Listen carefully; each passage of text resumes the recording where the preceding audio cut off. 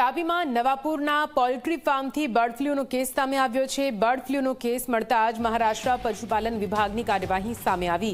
2 લાખ મરઘા અને 8 લાખ ઈંડાનો અત્યાર સુધી નાશ કરી દેવામાં આવ્યો છે। તાપી જિલ્લાના ઉચ્છલમાં અત્યાર સુધી એક પણ કેસ નથી નોંધાયો।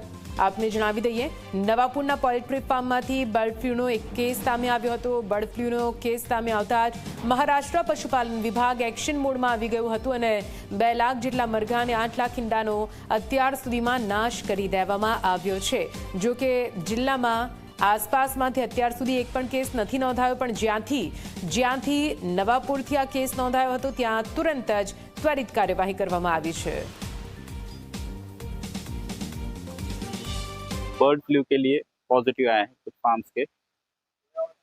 जब रिपोर्ट पॉजिटिव आए उसके बाद में हमने ईपी सेंटर जोन डिक्लेयर कर दिया है 1 किलोमीटर के रेडियस में। जो फार्म पॉजिटिव आया है उसके इर्द गिर्द 1 किलोमीटर के अंदर जितने भी फार्म्स आते हैं वहाँ पे हमने कलिंग ऑपरेशन शुरू कर दिया है।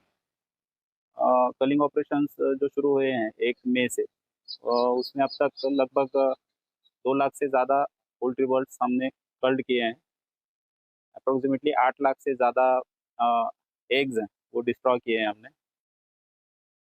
નવાપુરમાં હાલમાં બર્ડ ફ્લૂ H5N1 જે પ્રસરી રહ્યો છે એના તકેદારીના ભાગરૂપે નવાપુરની જસ્ટ અડીને આવેલા ઉચ્છલ તાલુકામાં જેનું સર્વિલન્સ અને એની કામગીરી હાલ ચાલુ છે।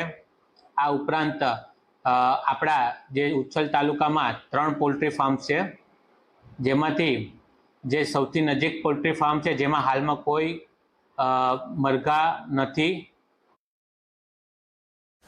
તો આપ જુઓ, મહારાષ્ટ્ર નવાપુરમાં પોલ્ટ્રી ફાર્મમાંથી બર્ડ ફ્લૂનો કેસ સામે આવ્યો હતો। તેને લઈને તાપી જિલ્લો જે એકદમ અડીને નવાપુરની બાજુમાં જ આવેલો છે ત્યાં પણ તુરંત જ પશુપાલન વિભાગ દ્વારા કાર્યવાહી હાથ ધરવામાં આવી છે। જો કે રાહતની વાત એ છે કે અત્યાર સુધી એક પણ કેસ હજુ ગુજરાતમાં બર્ડ ફ્લૂનો નોંધાયો નથી।